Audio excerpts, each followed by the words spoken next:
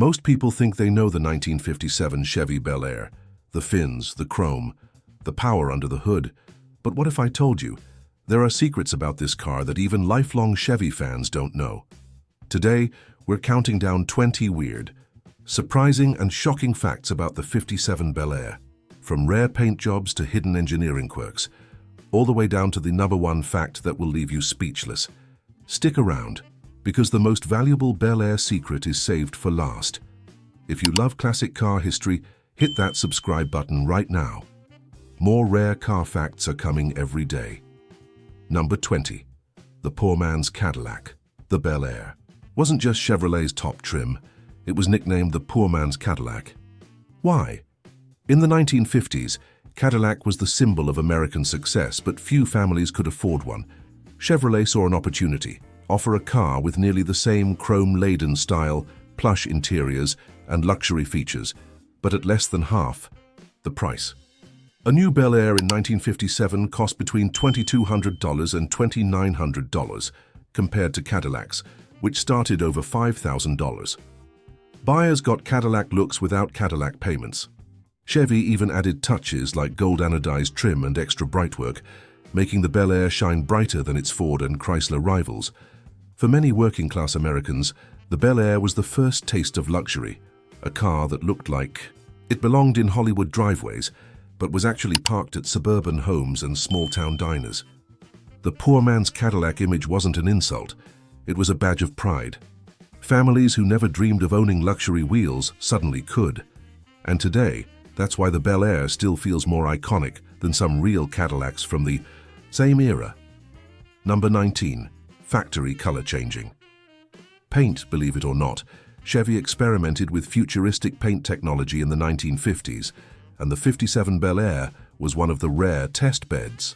While most cars came in the classic two-tone combinations we all know, turquoise and white, black and red, copper and beige, a handful of Bel Airs left the factory wearing experimental temperature-sensitive paint. This paint could actually shift its hue depending on heat and light, creating a shimmer that made the fins and curves pop like no other car on the road. Imagine cruising on a hot summer afternoon and watching your Bel Air's panels glow a deeper shade as the sun beat down. These paint jobs were never mass-produced. They were part of GM's limited R&D program, but collectors and historians still whisper about them, and a few rumored survivors exist. If you've ever wondered why some 57s look slightly different, in old photos this could be the reason. It's a strange footnote in Chevrolet's history, an early attempt at the kind of color-shifting paints that wouldn't hit the mainstream until decades later. Number 18. Gold-anodized trim one of the EYE. Easiest ways to spot a genuine 1957 Bel Air is the gold-anodized trim. Most Chevrolets wore silver or chrome badging, but Chevy wanted the Bel Air to stand out as the crown jewel of their lineup. The solution? Add gold. The grille mesh, Chevrolet V emblems, and Bel Air script on the rear fenders were all treated with a special gold finish. Flashy enough to stand apart, but tasteful enough to feel upscale. And here's the kicker. Only the top trim Bel Air got this golden treatment. Lower models like the 210 and 150 had plain silver trim. The gold wasn't just cosmetic, it reinforced the Bel Air's upscale identity. It was Chevy's way of telling buyers, you've arrived. Today, restorers go to great lengths to replicate that original golden hue. Original gold-anodized parts are rare and expensive, because most wore out or were replaced with chrome during repaints. That tiny golden shimmer made the Bel Air instantly recognizable in 1957 and still does nearly 70 years later. Number 17. The first US car with optional fuel injection. When you think of fuel injection, you probably imagine modern cars. But here's the surprise. The 1957 Chevy Bel Air was among the first American cars to offer factory fuel injection. Called the ramjet system, it appeared on the 283 cubic inch Super Turbofire V8. With this option, Chevy boasted 1 horsepower per cubic inch, 283 HP from a 283 CI engine. That was revolutionary in the 50s. Until then, fuel injection was mostly seen in racing or European sports cars. Chevrolet brought it to the American family driveway. Few buyers paid the extra money, which is why factory fuel-injected Bel Airs are extremely rare today. But that's exactly why collectors pay six figures for them now. This was cutting-edge tech, decades ahead of its time. The irony? Many mechanics back then didn't know how to service it, so owners often swapped it out for carburetors. Still, the Chevy Bel Air proved Chevrolet could innovate and gave the Tri-5 legend its ultimate bragging rights. Number 16. Secret storage spaces. The Bel Air might look like a flashy cruiser, but it hid a few practical surprises, including some unusual storage solutions. Like most cars of the era, it came with oversized ashtrays, not just one but multiples, because nearly everyone smoked in the 50s. But Chevy also added quirky touches like a deep glove box with hidden compartments, perfect for stashing maps, sunglasses, or even a flask, though Chevy never advertised that part. The rear seat armrests sometimes included small cubbies, and wagons like the Nomad had hidden spaces under the cargo floor. These weren't luxury gimmicks. They reflected how families actually used their cars. The Bel Air wasn't just for cruising on Route 66. It was also for long road trips, weekend getaways, and hauling kids to school. Chevy designers knew people needed places to stash things, so they quietly built them in. It's one of those weird little details that makes you realize how much thought went into making the Bel Air both glamorous and functional. Number 15. Over 700,000 built. But some are rare. Chevy built more than 700,000 Bel Airs in 1957, making it one of the most common cars of its time. But here's the twist. Not all body styles were created equal. The basic sedans and hardtops rolled out in huge numbers, but the Nomad wagon, with its unique two-door design and sweeping chrome, sold just over 6,000 units. Convertibles were also limited, with fewer than 50,000 made. That means while you might see plenty of 57 Bel Airs at local car shows, spotting a real Nomad or original convertible is like finding treasure.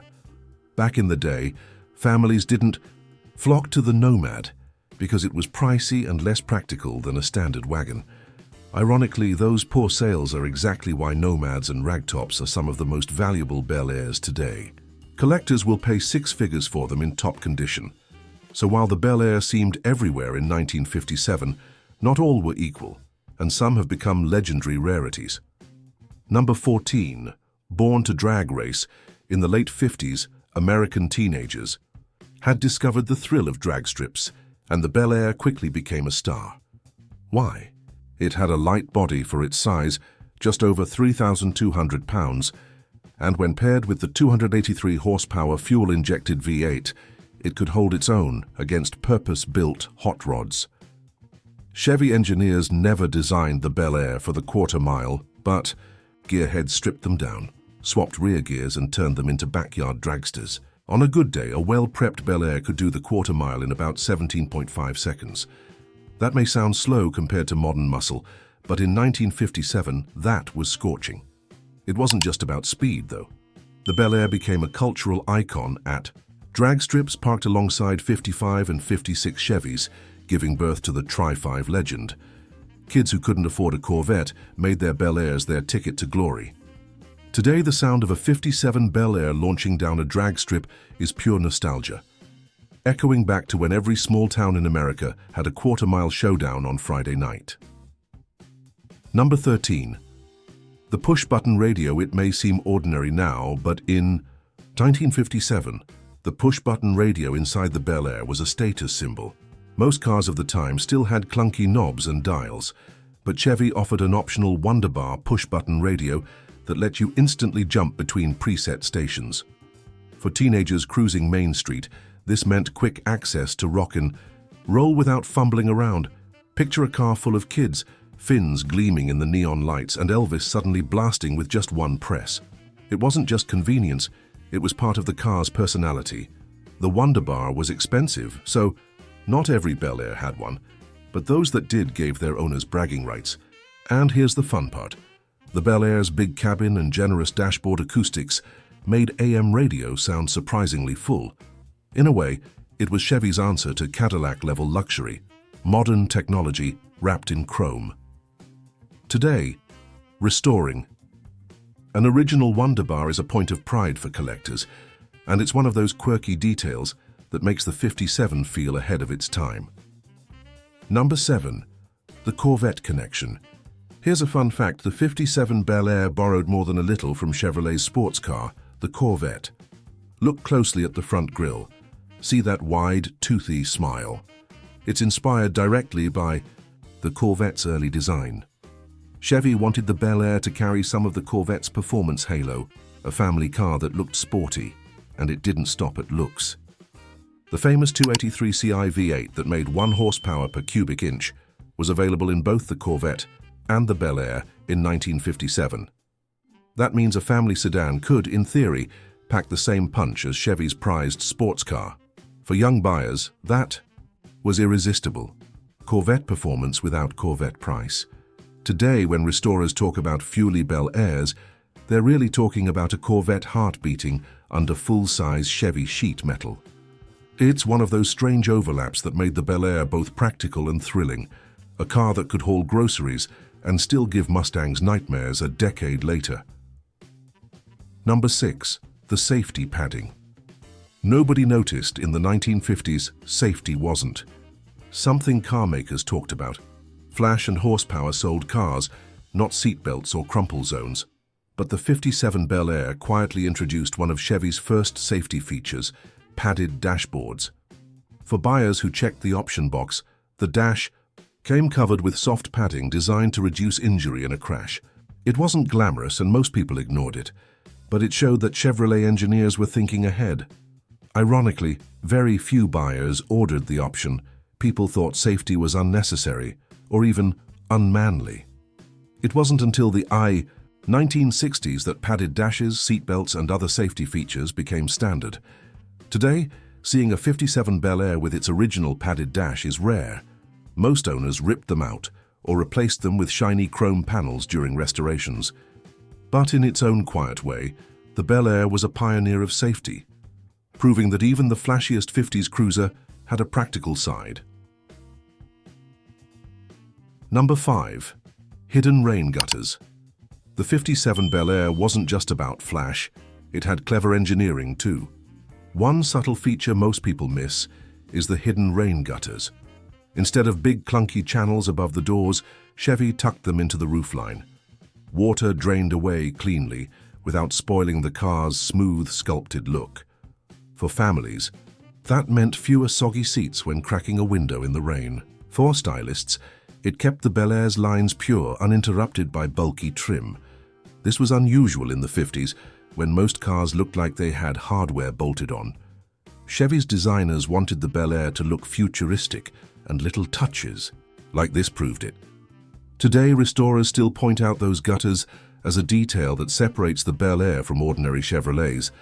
It's a reminder that the car wasn't just a pretty face, it was functional too. Number 4. Two-tone color magic. Nothing screams 1950s like the Bel Air's bold two-tone paint schemes. Chevy offered dozens of combinations: turquoise and white, black and red, copper and beige, each accented by sweeping chrome that divided the body like an artist's brushstroke. Buyers could mix and match to make their car stand out, and suburban driveways became showcases of color. This wasn't just style, it was psychology. In post-war America, color meant optimism, youth, and prosperity. Driving a two-tone Bel Air told the world you were living the American dream. And here's the kicker: those same two-tone cars are some of the most collectible today. A factory-correct turquoise and white Bel Air will often bring higher prices at auction than a plain, single-color one. Even car clubs rank the two-tone cars as the most authentic 50s look. That makes the Bel Air not just a machine, but rolling pop art. Number 3. The last of its kind. The 57 Bel Air was the last full-size Chevy before a major redesign. In 1958, Chevrolet switched to longer, lower, and heavier styling, cars that looked totally different from the sleek, finned 57. That makes the Bel Air the end of an era, the final chapter of Chevrolet's light jet-age designs. For collectors, this gives it extra magic. It's not just another year, it's the high-water mark of a 3-year story, the legendary Tri-5 Chevys. Ironically, When new, the 57 wasn't the sales leader. Ford outsold Chevrolet that year, but history flipped the script. The 57 became the most celebrated of the bunch, while Ford's cars faded from memory. That's why car clubs, restorers, and auction houses all call the 57 Bel Air the king of the Tri-5s. It represents both the peak and the end of Chevrolet's golden age styling. Number 2. Nomads and convertibles, crown jewels. If you owned a Bel Air Nomad wagon or a convertible in 1957, you probably didn't think much of it. They weren't big sellers. The Nomad, with its sloping roof and two-door wagon body, cost more and offered less space than a standard wagon. The convertible was flashy but impractical for families. Buyers skipped them. But fast forward 65 years, and those overlooked models are worth a fortune. Only 6,103 Nomads were built in 57. Convertibles numbered fewer than 50,000. Today, restored versions routinely sell for 6 figures. Collectors call them the crown jewels of the Bel Air lineup. At auctions, crowds gather when one rolls across the block, not just because they're rare, but because they represent the boldest, most glamorous side of Chevy's 1950s vision. They're the dream cars inside the dream car lineup.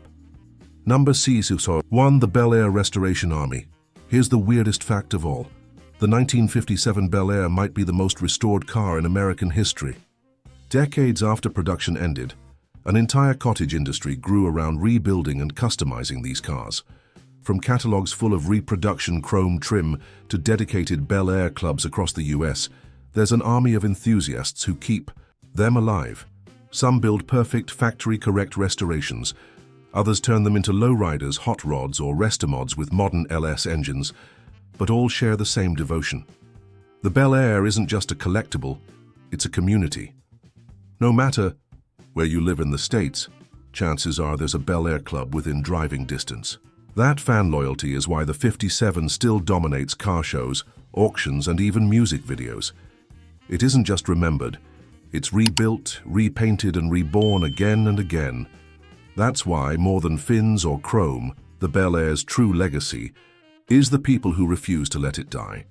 And that's the countdown, 20 weird facts about the 1957 Chevy Bel Air. A car that started as the poor man's Cadillac became a Hollywood star. And today lives on thanks to an army of fans who keep restoring it. The Bel Air isn't just chrome and fins, it's America's memory on wheels. If this video brought back memories or taught you something new, do me a favor. Hit that like button, subscribe, and share this video with another classic car fan, because the more we tell these stories, the more these legends live on. Which fact surprised you the most? Drop it in the comments. I'll be reading everyone. And remember, this is the car history they didn't tell you.